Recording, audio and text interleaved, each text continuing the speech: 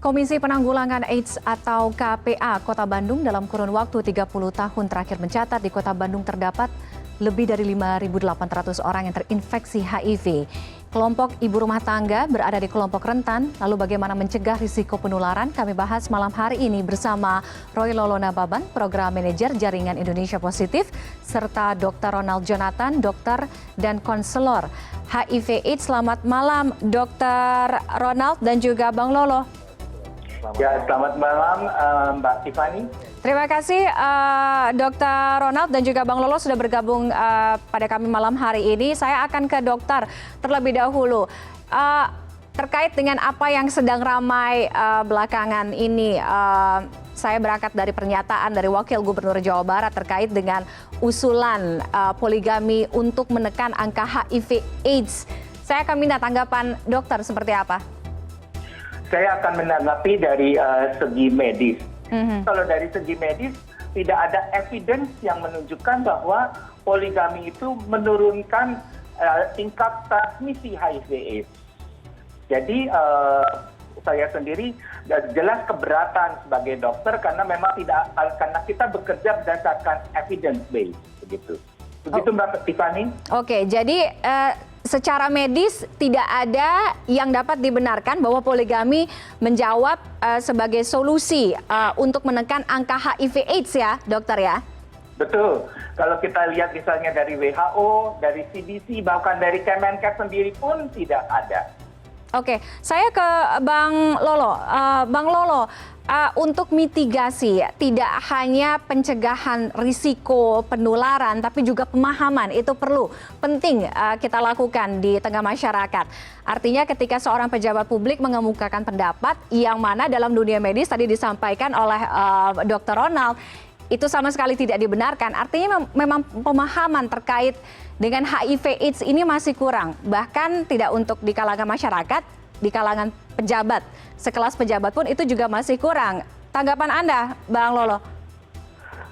Ya Mbak, terima kasih. Jadi kalau menurut saya, perbedaan pengetahuan di dalam masyarakat mengenai HIV ini memang sungguh terasa seperti yang Mbak bilang tadi, perbedaan di masyarakat bahkan di pejabat itu masih kental gitu. Jadi sosialisasi, penyuluhan, sex education, terus pendidikan terkait seks itu memang harus lebih serius lagi kita galakan, terutama untuk generasi muda dalam menekan angka HIV.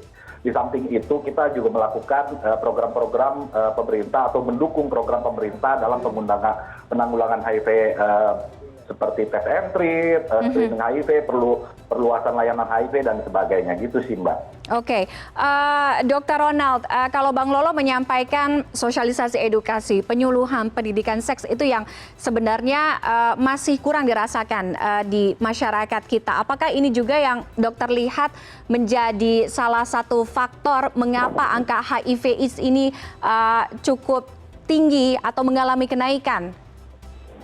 Ya, saya juga melihat bahwa pentingnya untuk pendidikan kesehatan reproduksi yang dimulai dari rumah begitu. Jadi jangan hanya mengandalkan sekolah atau sosial media. Orang tua juga harus belajar untuk memberikan parenting yang baik dan mengajarkan kesehatan reproduksi kepada anak-anaknya sejak usia dini.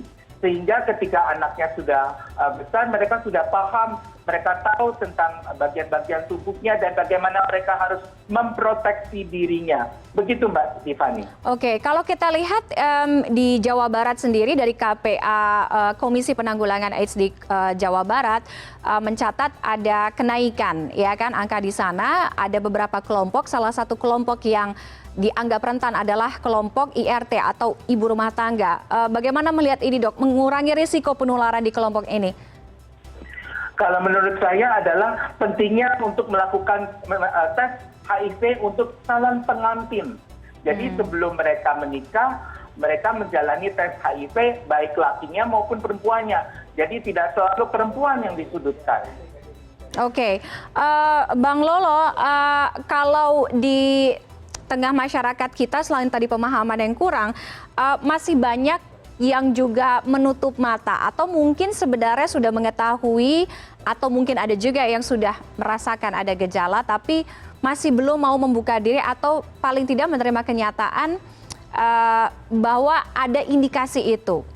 Mengapa Anda melihat ini? Apakah memang masih ada ketakutan, stigmatisasi, diskriminasi di tengah masyarakat kita terhadap HIV/AIDS? Ya Mbak Tiffany, terima kasih. Jadi pada dasarnya stigma dan diskriminasi terhadap orang dengan HIV itu kan masih sangat terasa ya, cukup kencang di masyarakat. Jadi bahwa dianggap ini adalah penyakit kutukan, bahwa dianggap ini adalah penyakit akibat dosa dan sebagainya, itu sangat melekat di dalam masyarakat. Oleh karena itu banyak orang dengan HIV juga yang akhirnya merasa malu, Mbak. Setelah itu mereka jadinya takut untuk layanan, untuk memeriksakan status HIV-nya. Jadi perbedaan hal-hal inilah yang memang harus diperbaiki lagi pengetahuan masyarakat mengenai HIV itu. Gitu sih, Mbak. Oke, saya akan minta tanggapan ke Dr. Ronald terkait dengan ya masih ada stigmatisasi itu, diskriminasi terhadap mereka-mereka yang mengidap HIV/AIDS. Dokter, bagaimana? Betul, stigma diskriminasi memang masih ada, walaupun dibandingkan ketika saya memulai pekerjaan ini di tahun 2004, itu sudah menurun begitu. Tetapi memang kita harus bekerja lebih keras lagi supaya stigma dan diskriminasi ini juga turun. Kota Bandung misalnya sudah melakukannya dengan adanya warga peduli AIDS. Jadi semacam kader posyandu, tetapi ini adalah kader untuk melayani baik teman-teman yang HIV maupun untuk mendeteksi awal kalau ada artinya anggota masyarakat yang terkena di wilayahnya, mereka tidak ragu-ragu untuk mengajak.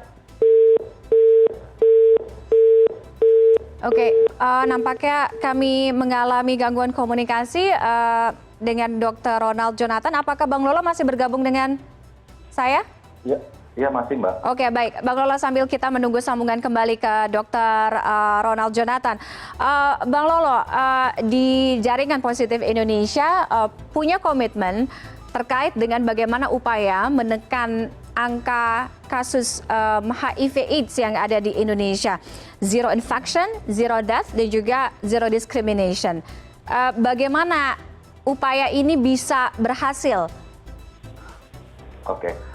Kalau Jaringan Indonesia Positif artinya tetap mendukung pemerintah dalam penanggulangan HIV, Mbak. Jadi seperti kita ketahui bersama, saat ini kan ada skema ABCDE HIV itu yang abstinence, be faithful, use condoms, don't use drugs, dan education terhadap masyarakat. Lalu di samping itu juga kami mendorong supaya dilakukan tes HIV secepatnya jika ada orang yang mengalami gejala dan melakukan perilaku yang beresiko. Nah, jika dia positif, segeralah minum ART.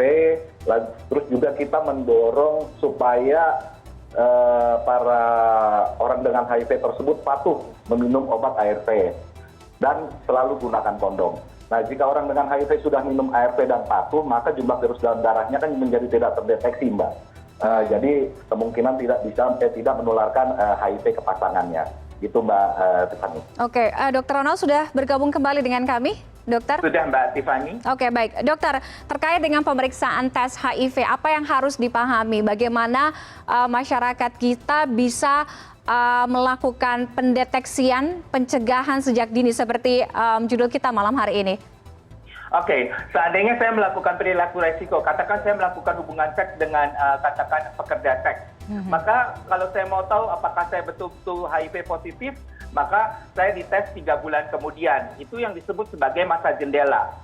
Tetapi kalau misalnya untuk teman-teman yang memang dari kelompok beresiko, misalnya teman-teman gay, teman-teman transpuan, kemudian teman-teman pengguna narkoba suntik ataupun teman-teman pekerja seks dan pelanggannya, kami anjurkan untuk menjalani tes setiap 6 bulan jika mereka tidak bisa mengurangi resikonya. Jadi jalani tes setiap 6 bulan. Begitu Mbak Tiffany. Oke, baik.